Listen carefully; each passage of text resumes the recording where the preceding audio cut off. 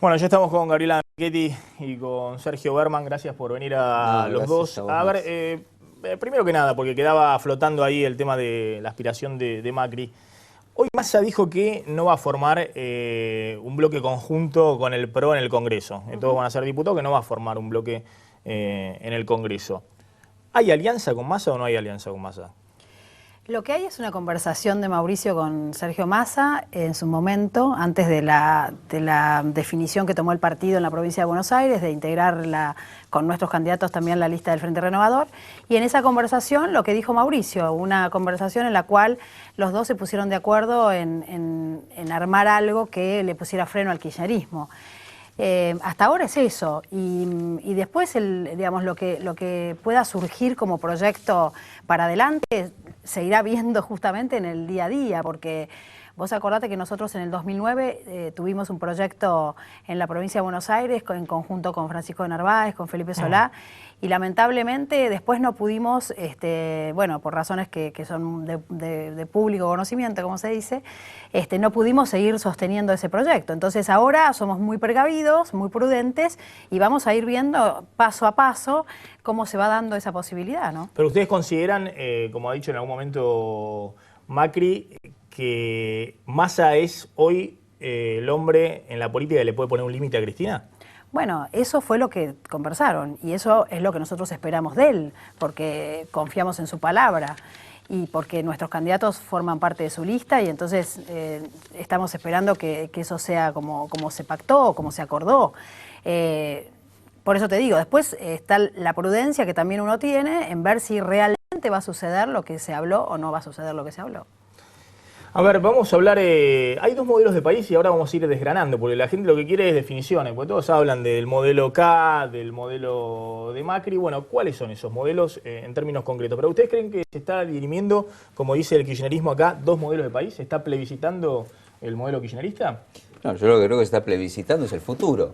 Yo creo que lo que nosotros tratamos de plantear es una demanda de la gente que con un agotamiento de un ciclo, que podemos hacer un balance de qué cosas hay que continuar, qué cosas hay que rectificar, tenemos que poder superarnos en lugar de las antinomias, la síntesis, que a la gente le den la posibilidad de pensar un país, entre otras cosas, con normalidad, sin sobresaltos, previsibilidad, reparar un odio gratuito que todavía nadie puede explicar porque hace 10 años tenemos que estar divididos como si fuéramos enemigos cuando podemos pensar diferente, y que hay grandes agendas de consensos que diferentes partidos políticos podríamos tener y que creemos nosotros que el PRO además ya viene comprobando su posibilidad de gobernar en la ciudad y ahora se propone para hacerlo a nivel de una alternativa nacional. Y en esta conversación te diría que evidentemente tenemos cosas bien diferenciadas, pero que nuestra vocación no es proponer en contra de, sino una alternativa superadora. Bueno, ahora vamos a ver entonces cuáles son los temas que lo diferencian y que los acercan al kirchnerismo. En concreto, la asignación por hijo, ¿es algo que debe perdurar? Sí. ¿O desde el Congreso ustedes o Macri, si llegan en el 2015, la suprimiría? No, de ninguna manera. Esta fue una idea que surgió de la oposición. Fue una idea que tiene además muchos años, ¿no? En el cajoneo del Congreso, y que el gobierno sacó por decreto, cosa que no nos parece la mejor manera para una política que es una política que pretende ser universal y que pretende ser una política de piso de ciudadanía, con la cual estamos totalmente de acuerdo y seguramente lo que haríamos nosotros es una ley al respecto. Para usted no son los planes descansar de los que habló Moyano. No, porque una cosa es la asignación universal por hijo, otra cosa son los planes de subsidios eternos a una misma persona para matarle el espíritu, como digo yo, ¿no? Cuando vos haces que, digamos, en vez de darle herramientas reales a las personas que estás subsidiando, ¿no? Porque el subsidio es importante como política social, pero está absolutamente comprobado en todo el mundo que la política social es temporaria, el subsidio es temporario, el asistencialismo es temporario, porque si no, esa persona no está pudiendo desarrollarse con toda su singularidad, con toda su creatividad y su originalidad para darle a la sociedad y para darse a sí mismo la vida que realmente quiere. Entonces, una cosa es la asignación universal por hijo, otra cosa son planes eternos que no hacen que la gente tenga su estatización vida en desarrollo. De YPF y de aerolíneas. ¿Son políticas para rebatir? La estatización de YPF, Mauricio, fue muy claro, no la cambiaría ahora.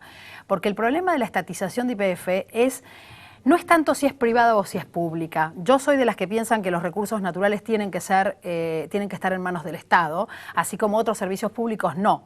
Pero en el caso de que es un recurso, digamos, estratégico del país, yo creo que tiene que ser de propiedad nacional, pero lo más importante, no tanto la nacionalización como la privatización, sino la seguridad jurídica, la previsibilidad, la tranquilidad que puede tener un inversor, por ejemplo, en Uruguay, cuando Mujica lo llama a todos los inversores y les dice, señores, estas son las reglas de juego y no las voy a cambiar. Entonces, ustedes saben que este es el tablero donde van a poder poner sus inversiones y hacer sus negocios.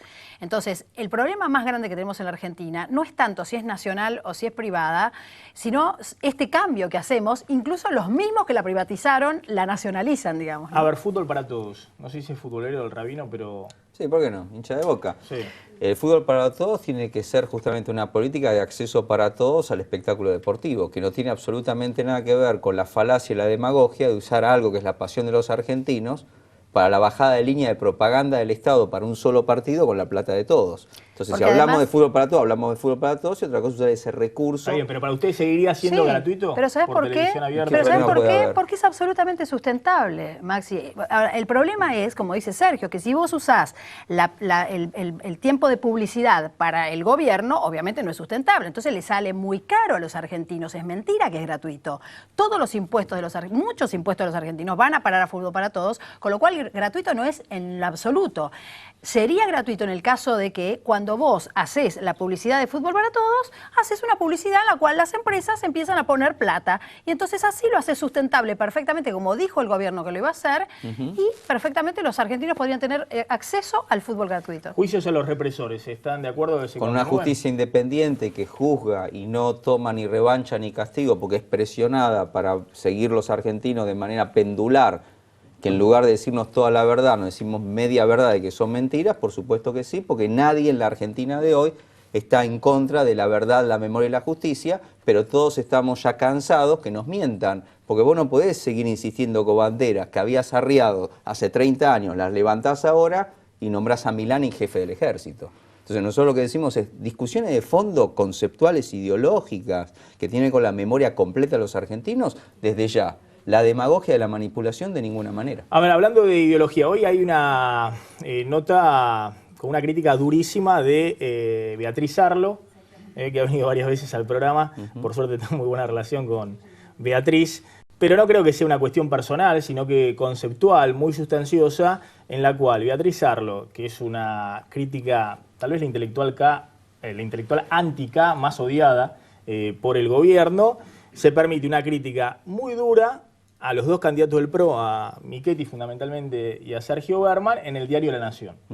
Y dijo, entre otras cosas, Beatriz Arlo, no causó una esquirla en el blindaje de Michetti su desparpajada ocurrencia de que una pareja homosexual podría adoptar un niño si éste es muy pobre y ningún otro lo quiere. Después dijo que se pasó toda la noche rezando y meditando cómo disculparse ante los gays y ante el niño. Y continuaba Beatriz Arlo en su columna en el diario La Nación. El discurso de políticos a la Michetti carece de total vivacidad, de todo filo, no monopoliza el cualquierismo, con eficacia la acompaña el rabino Berman en su propio partido. Se dirá que estos son los políticos del futuro, pero entonces, ¿cuál será el futuro de la política? Durísimo Arlo, planteando que, bueno, que para usted está todo bien, así, pero no tienen definiciones ideológicas tajantes.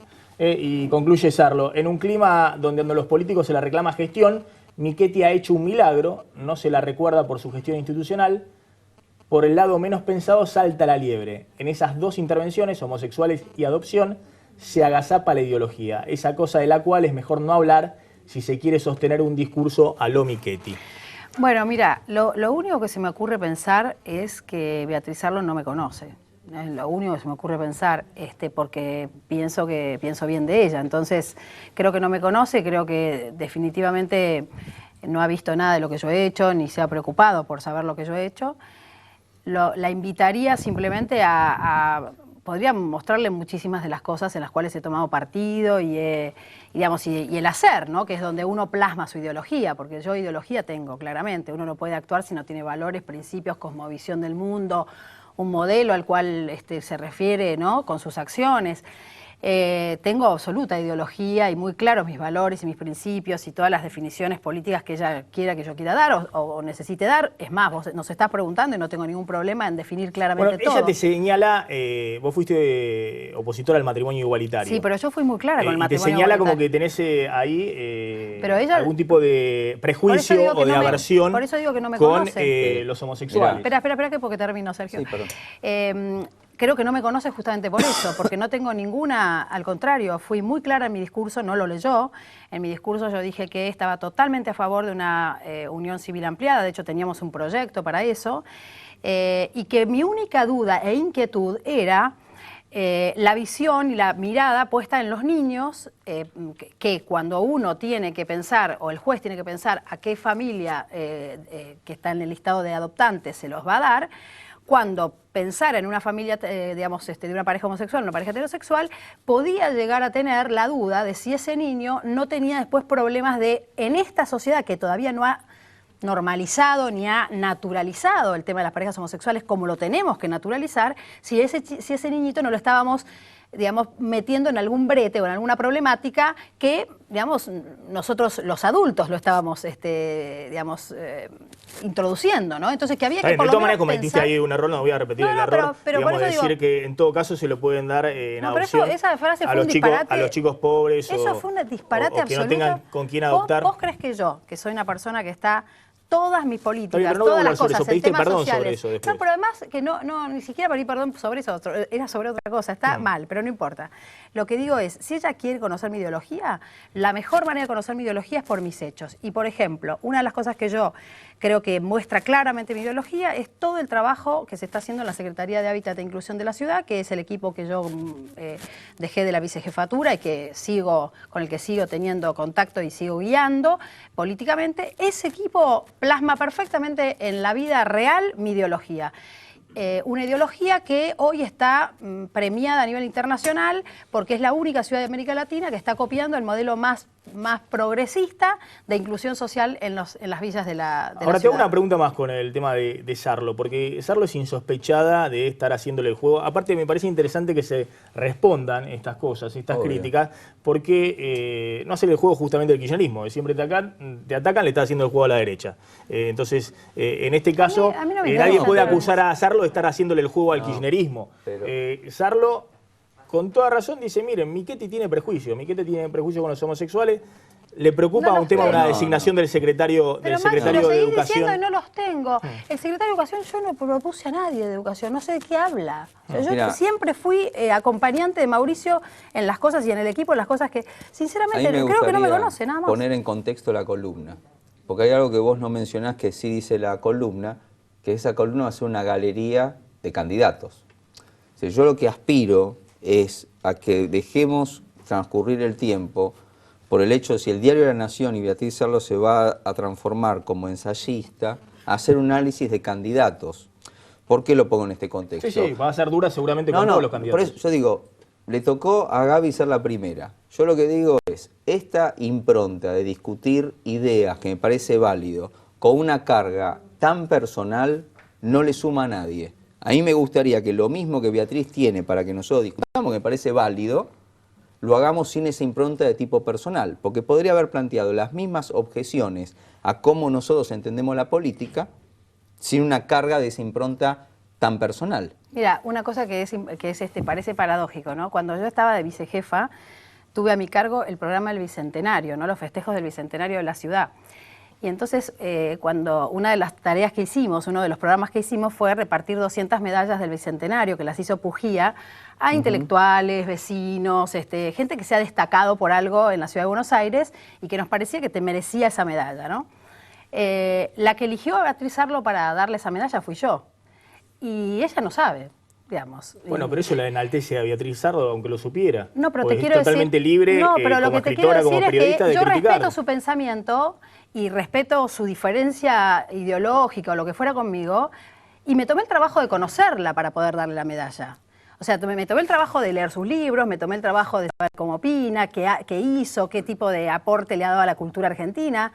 Ella no sabe absolutamente, al decir lo que dice, no sabe absolutamente nada de lo que yo he hecho y lo que yo pienso. Yo creo que Entonces, me parece que hay que tener un poco más de seriedad, nada más. Hay un tema además que me gustaría justamente, descargando la impronta personal, a mí me parece que hay una discusión política de fondo, que me parece lícito que nosotros planteemos que Beatriz tiene todo el derecho de plantear cómo ella ve la política, que nosotros la vemos de una manera diferente. Yo no la descalificaría a ella, planteando que como lo plantea, no es política, no es lícito, no sirve, porque en última instancia es desconocer lo que vota la gente. Ahora, algo que plantea el kirchnerismo es que la política es enfrentamiento permanente, con los factores de poder. Ahora, ¿ustedes no se van al otro extremo? ¿La política es un escenario edulcorado donde todos estamos en paz? ¿Qué edulcorado? Nosotros ¿A vos te parece que gestionar todos los días y resolver problemas todos los días, cuando tenés que alinear intereses, cuando tenés que pelearte con empresarios, cuando tenés que sacar a uno de la cancha porque te está volviendo loco un territorio y te está cooptando el espacio público? O sea, millones de cosas que hace uno. ¿A vos te parece que eso es edulcorado? Y poder resolver las cosas que hemos resuelto en estos 5 años de gestión y hacer la mejor gestión de la Ciudad de Buenos Aires en tantas décadas, ¿es edulcorado? Pelearnos con el gobierno nacional porque nos vuelve locos, ¿es edulcorado? Por favor, estamos trabajando muchísimo y la gente reconoce eso y, como dice Sergio, vota eso porque le resolvés problemas. La política no es una fantasía en la cabeza, la política es la resolución de problemas de la gente y no es una charla de escritorio, o sea, son cosas concretas. Me parece que lo que ella plantea para que discutamos de fondo, y justamente a diferencia para no devolverle calificativos personales sino conceptuales, ella plantea con razón un paradigma de política que para nosotros ya pasó. Exactamente. Por lo tanto, lo que tenemos que discutir es la política como ella la ve, con la carga ideológica, con lo que le gustaría que sea, que me parece muy relevante y lícito para su generación, ya no representa la nuestra y mucho menos de la que la gente vota. Les hago algunas preguntas concretas respecto a políticas, en este caso, que se pueden proponer, si ustedes creen que son cuestiones descabelladas o son implementables.